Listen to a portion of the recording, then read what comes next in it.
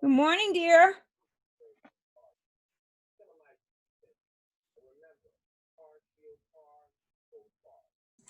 Morning. How are you? I'm well. How are you? Making it. Are you still working from home? You don't have to go into the building? I am still working from home. Yeah, I think still indefinitely at this point. Probably not, but we haven't received any word about when we're due to go back into the building. Right. We've heard For you. but we don't really know anything. I know that they are still contemplating all these things that are affected by COVID, but I really don't know. Mm. So the way we begin this, I start by asking your name and ask you to tell us a little bit about you, anything that'll help us to get to know you a little bit better. So what is your name, Sure. please? Yeah. My name is Tia Barnes. I am working for Duke University in the University Development Office. I've had that role for about a year now. Before that, I spent 14 years working at the law school at Duke, where I was an assistant dean for the last 8 years. And I'm from Louisville, Kentucky, and attended college at UNC Chapel Hill, and then came to Duke for law school. And I've been attached to Duke in one way or another since then. Excellent. And you are a lawyer also, yes? Yes, I'm an attorney as well. Mm-hmm. And you have you also work with people to help them wills and set up their information for the next stages of life. Can you talk about that a little bit?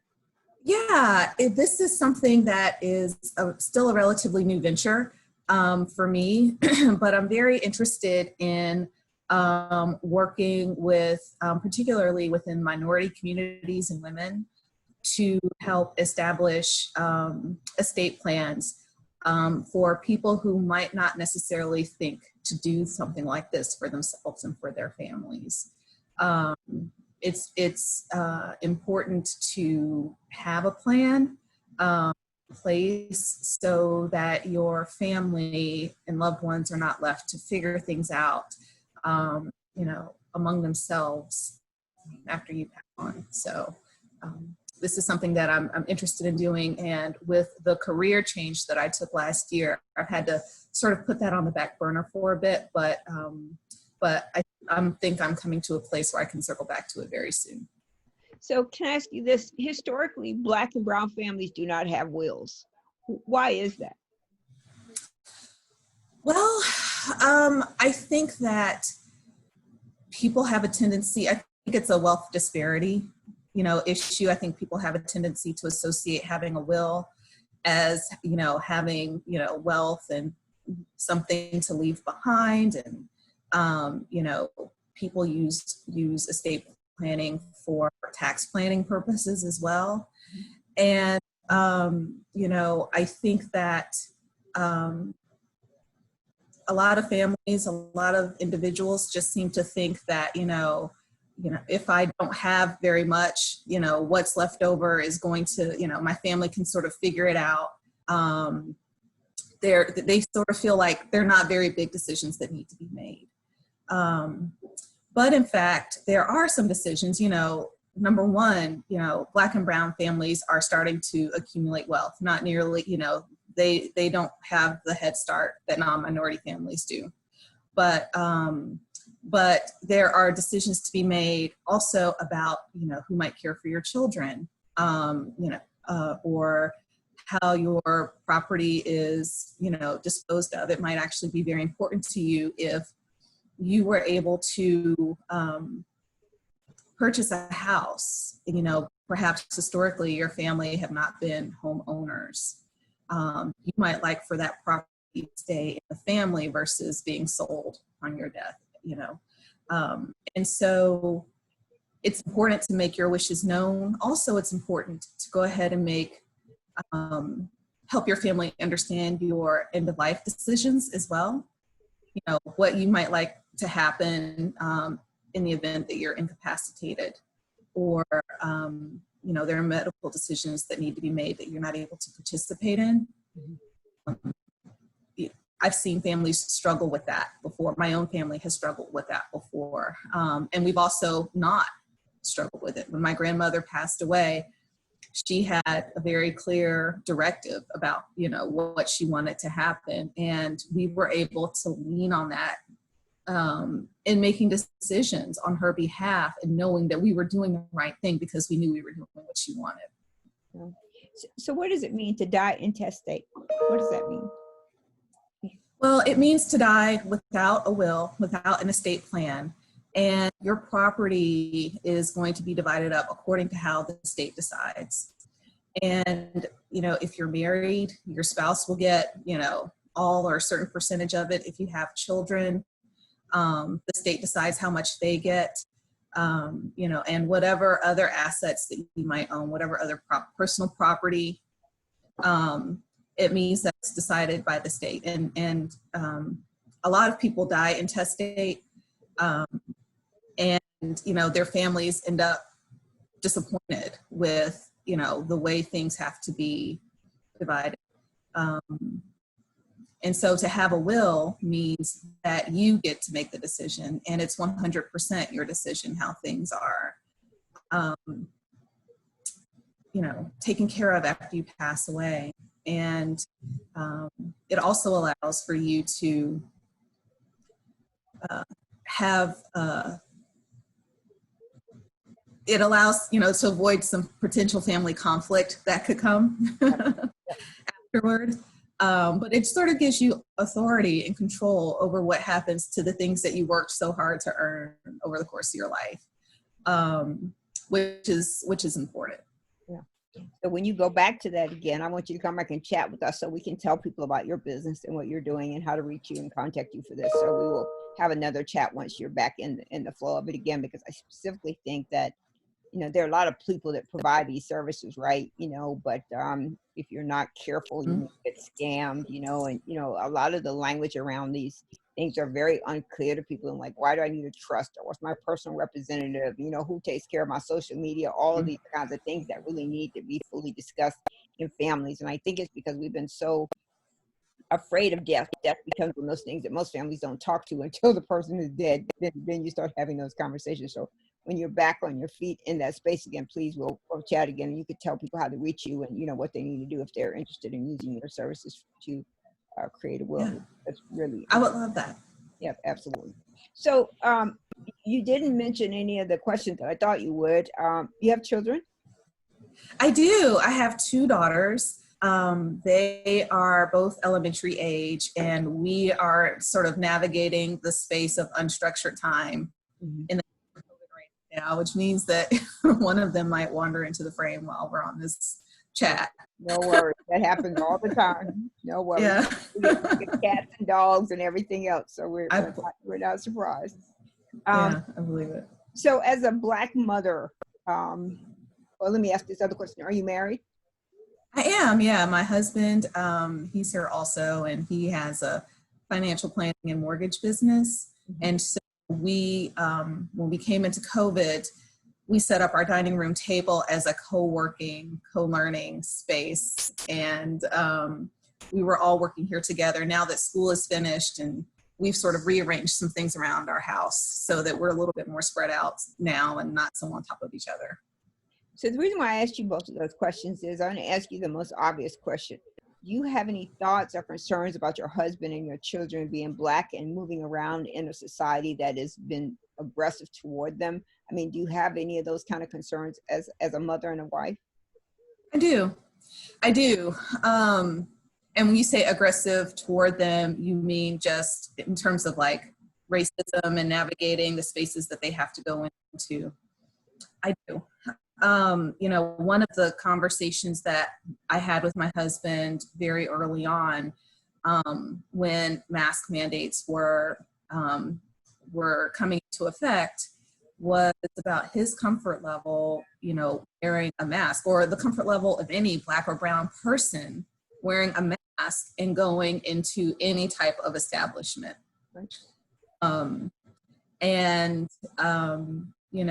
He's very deliberate about, we have masks. He's very deliberate about making sure that he typically will wear a medical grade mask. Whereas, because I think that he's more comfortable presenting himself that way in public. And so, we've definitely had those conversations, in terms of our children and what we're talking with them about the changes in society, the social justice conversations, and the conversations around race that are happening right now. We found ourselves sort of in a unique position this time because we had sort of made the decision to minimize the amount of media that they were exposed to before George Floyd was killed, before Ahmaud Arbery or Breonna Taylor, any of those incidents happened, because the amount of information and the type of information that was coming across about COVID was stressing them out. And so when those deaths began to happen late spring and protests were happening in our community, we had the choice about how much information to present to them about what was happening. And, we decided to have a conversation with them about what had happened with those deaths, sort of talking with them at their level, because recognize that, social change was happening in a different way. It seemed to be happening in a different way now than it has in the past. And these are going to be conversations that they were going to need to be prepared for as they go back into their schools. And my children are young. They are rising 5th grade and 1st graders. But I do recognize that for a lot of different reasons, the world is going to be a very different place when they do go back to school. And we wanted them to be prepared for those conversations. We wanted them to see, understand, and appreciate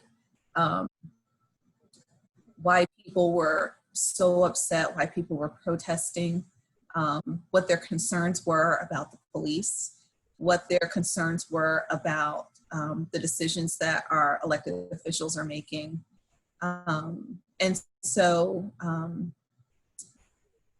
we're just trying to make sure that we're doing all that we can to prepare them to go out into the world when the time comes to do that. That's important. So I'm assuming when you were in law school, you took critical race theory? I did, yeah, with Trina Jones. Can you talk a little bit about what critical race theory is and where it falls in the current space we're in America now? Yeah, so, I'm thinking, but it's been a long time since I've thought about that particular subject, I'll admit. But it has a look at how race factors into the relationships that persons of color have, not only with people who are non-minorities, but also with each other. And how things, even down to the shade of your skin, your personal family history, your cultural background and cultural references factor into, are a part of the lens through which you filter the world and your interactions with other people. And I think that it's, in a very important way, it is having a huge impact on the way that we are experiencing and communicating with one another in society right now,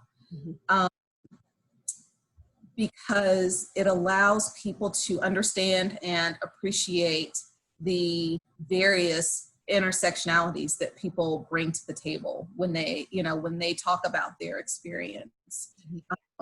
It's not only, their experience maybe, with race, but it's also their experience with gender or with wealth or with within the education system, or how their family came to be in the United States and what that means for them. And so it's, you know, without labeling it as such, critical race theory, I think it's a huge part of the conversation that we're having right now. And, you know, it's also, you know, thinking about it from the other side, it's also, I think how white people are examining their place, their role in, you know, the systems and the structures that have oppressed people for hundreds of years. I think that there's an application there as well. So you mentioned a word I've heard a lot. I want you to clarify for the audience that may be listening. What is intersectionality? What does that mean? Because you hear it in a lot of different contexts, but what exactly does it mean, and how do you apply it to gender and to race? Yeah. So for me, you know, intersectionality is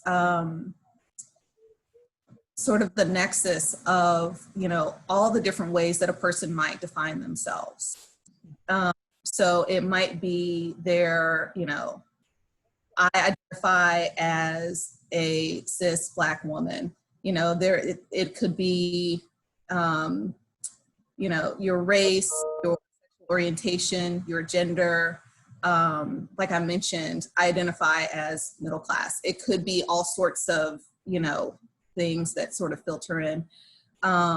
And you know, one of the things that I think we have to appreciate is everybody brings to the table sort of their own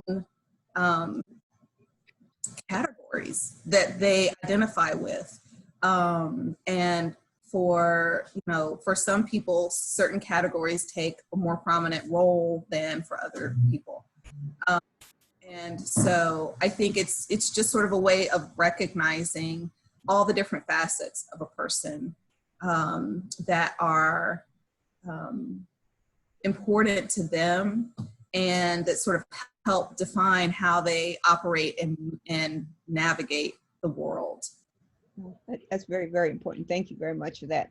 So where we are now, so about a month and a week now, we saw Mr. Floyd die under a police officer's knee with his hands in his pocket. And I think that part right there is more salient to me than anything else, that one would put their hands in their pocket as a casual thing while they've got their knee on someone's neck.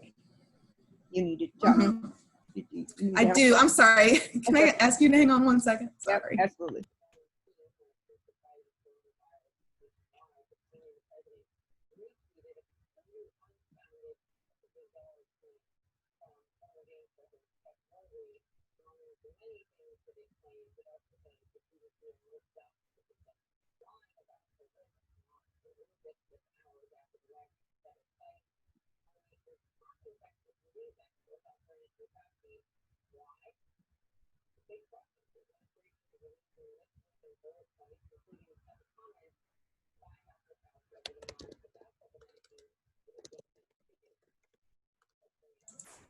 I appreciate your patience. Sorry about that. All right, I remember those days quite well. As we kind of move through this place and see what happened to Mr. Floyd, what was your visceral reaction if you saw the video? I had a very visceral reaction to it. I could see the video, and I'll be honest, what struck me is that the media chose to show the video through to completion, so to speak. I was not expecting that. I was not expecting to see the very end. So often with these types of videos, when it's shown in the media, they sort of freeze the frame right before, you know, the person, falls down or takes their last breath. And we don't actually see that. And so I had a very strong, like, you know, I physically, you know, I had a very physical, strong reaction to seeing that lynching in the media. In retrospect, I'm glad that that people were I'm very regretful for the circumstances, but I'm sort of glad that people were exposed to it in that way. I think that it is part of what motivated people and inspired people to respond and react the way that they did. But it was completely devastating for me to see Mr. Floyd take his last breath. Calling for his mother that's been dead Calling for his mother. for a while. To see him expire in that way, to see him plead for his life, and to see the nonchalance with which the police officers behaved, that's something that will stay with me for the rest of my life.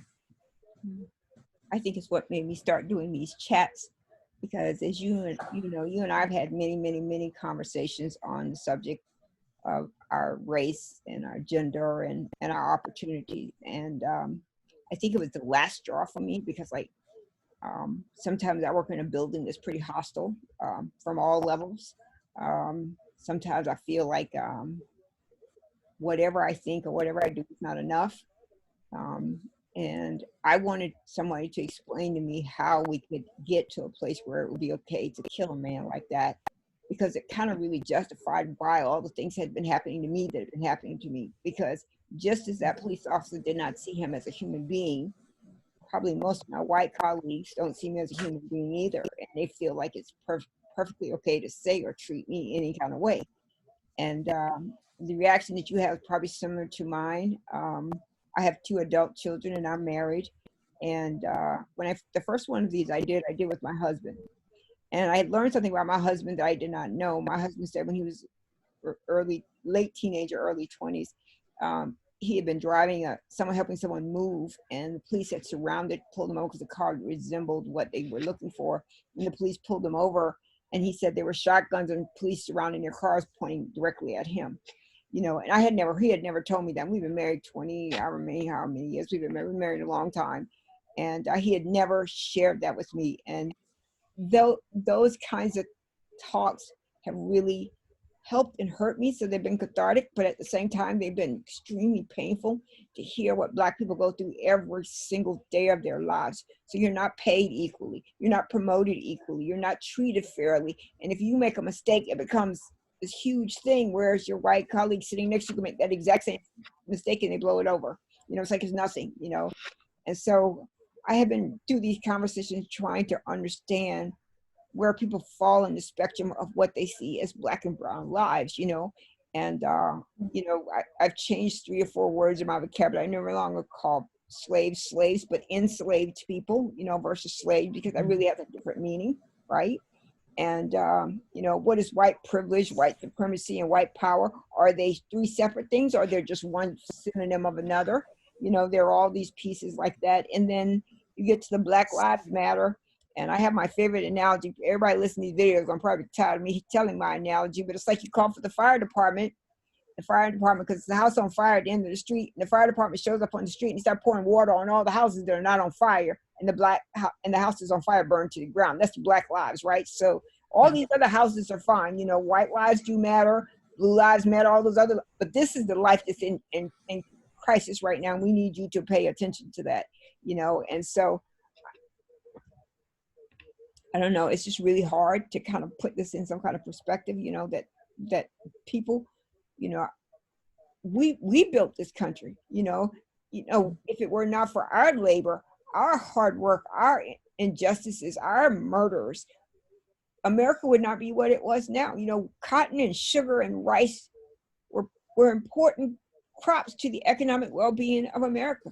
And so you have these bazillionaires, the Rockefellers, and Carnegie and all the others that you can name, but they built their success on the backs of enslaved people.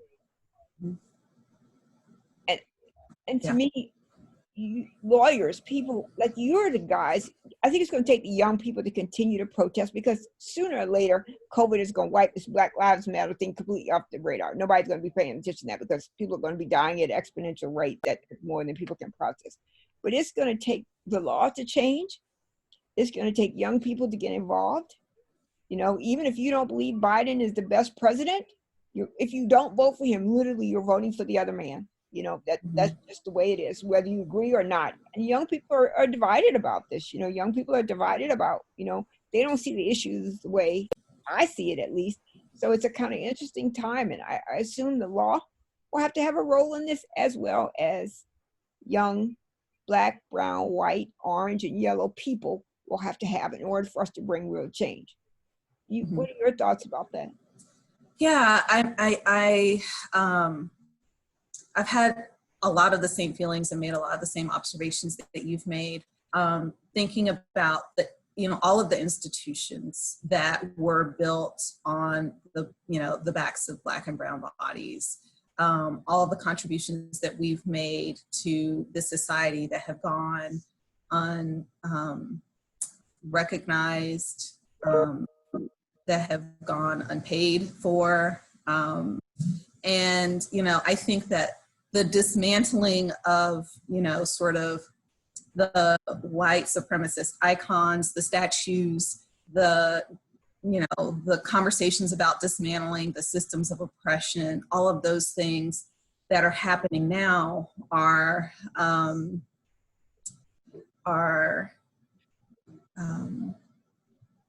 encouraging.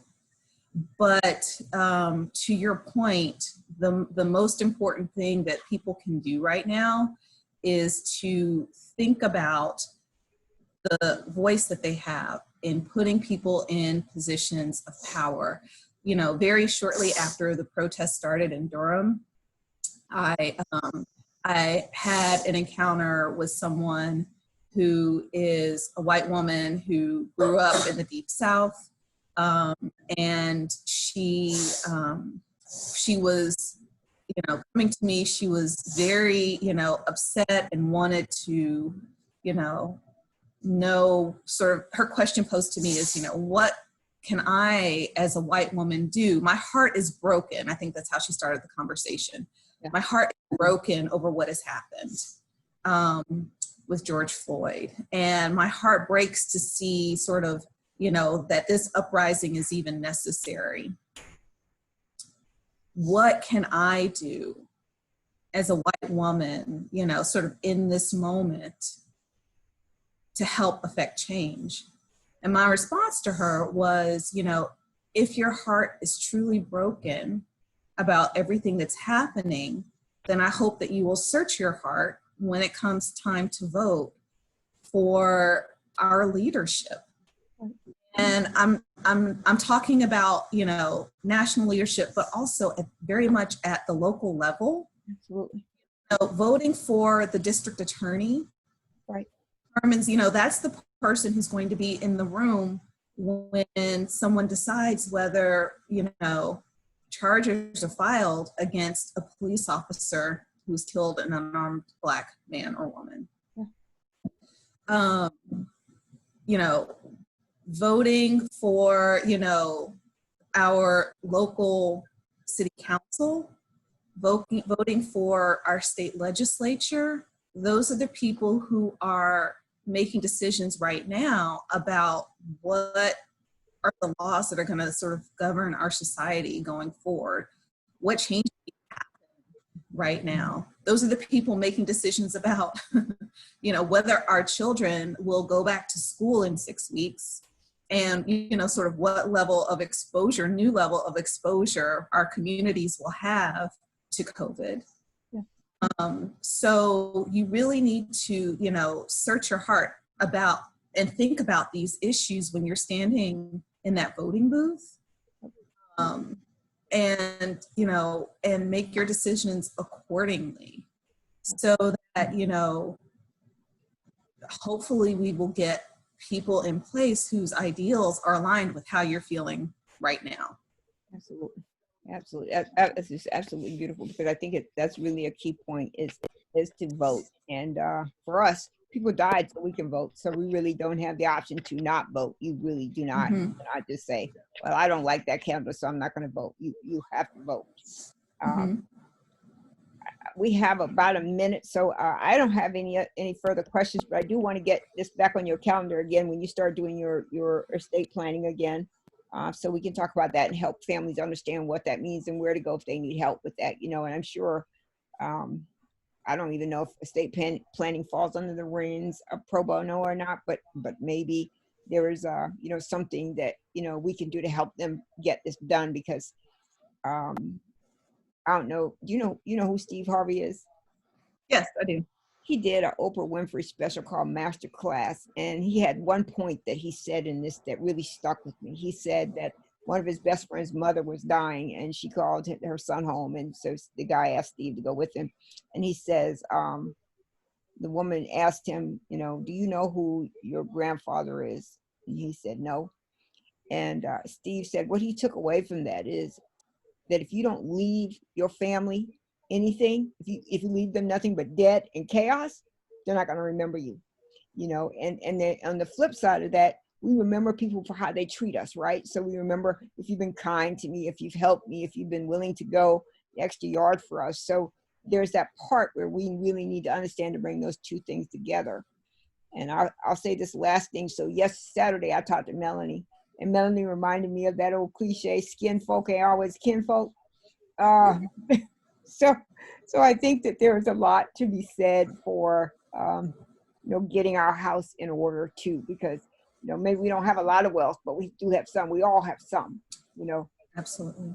and so putting it in some sort of order so the state is not going to decide what you're going to get, but you get to decide what your family is going to get regardless of what you have. So I think that's Yeah. Yeah, and so to answer your early question, yes, there is pro bono estate planning, is offered, and and I volunteered for the North Carolina Bar Associations. They do a Wills for Heroes pro bono service project occasionally, where and that's geared toward sort of essential workers and people who are on the front lines of those types of things. But there are other opportunities for estate planning. But you make a really good point, Rochelle. Your legacy is much more than your possessions. And for, perhaps having a conversation about estate planning and end of life decisions opens the door for the family to have a much larger conversation about the family's history. Right. And, whose shoulders we are all standing on. Each of us is standing on someone's shoulders. Someone who did something significant, someone who worked hard, fought, sacrificed so that we can be here and have the rights and privileges that we do.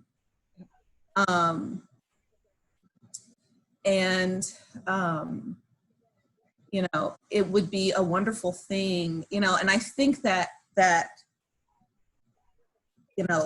for the most part, especially within the Black community, families recognize that, and they are upholding the family name by passing information down from generation to generation about, the family history. But, for so many of us, there are so many sort of unknowns about our family history. So much information gets lost over time. Our mothers and fathers, grandmothers, grandfathers, may or may not have lived very long lives and, been around to tell the great-grandchildren about their experience, to share that experience.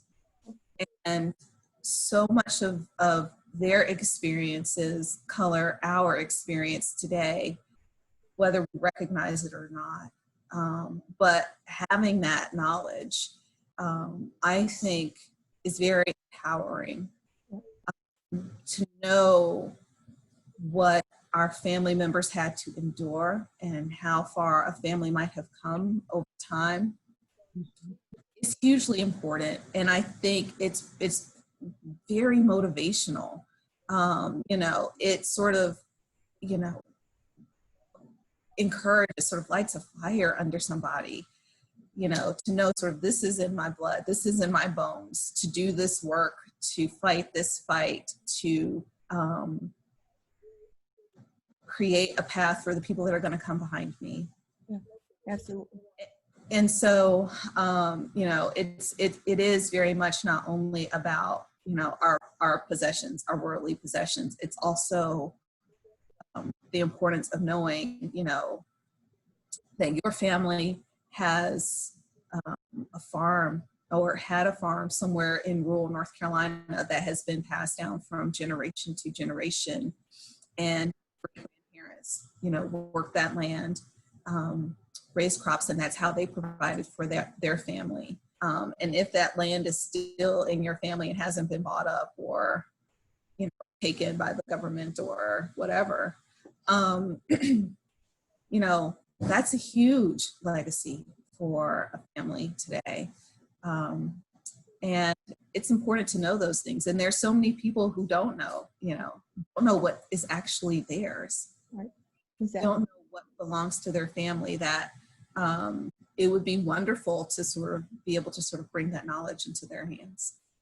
I think you're absolutely right. I think you know, the African griot, you know, the storytelling, you know, I always I try to tell my children as much as I can about the person who raised me, about my father, about themselves, you know, even them, you know, like, so, you know, from 0 to 5, they probably don't remember anything. So, you know, I tell them, you know, who they spent time with, how did they interact in the world, you know, and who were their relatives and all of that stuff. So, you know, I do think storytelling is as important as property, right? Because if you don't know about your family's history, you know, you're lost. And one of the problems I have with these sites is always talking about these DNA checks to have your ancestry checked. For Black people, that's a hoax, you know, because how far back can you go? You know, what does the 1940 or the 1930 or the 1920 or the 1910 census say about Black people? You know, I mean, they're getting information about who you are. You know, maybe you can do a DNA and find out whose genes, whether you have any Native American, you know, whether you have any white. You know, well, we know most Black people have some white in them somewhere because we were formerly enslaved people and they were raping us and doing all kinds of things to us. So we know that's the case. So I do think that you make a beautiful point about that, you know, is to know where you came from, to have those stories, to keep those stories alive in your children's mind, you know, because your children, well, let me talk about my children. I have, I think one is a Gen Z, and I don't know what the one before that one is, but there's that. Your children have a whole nother life, so they're in a whole nother generation, and the stories of your family, aunts and your uncles, your grandpa, all those people. You know, it used to be for vacations or whatever, you went down to visit whatever relative you had, you know, and so forth. So you got some of that history. But we don't do that anymore. You know, we are too busy focusing on our career, our jobs, our education, whatever it is, just to actually make sure our children get that history so that they know, you know. So I don't know, but I really appreciate this time. We will do this again. Yeah. So, absolutely. So as soon as this video converts, I'll send you a link. You can upload it. Tell me if I can upload it, and then we'll chat again when you are in your other space. I would enjoy that. Thank you. Have a wonderful day. It was really good to see you. It really was good to see you. She like my Beautiful. bye, dear.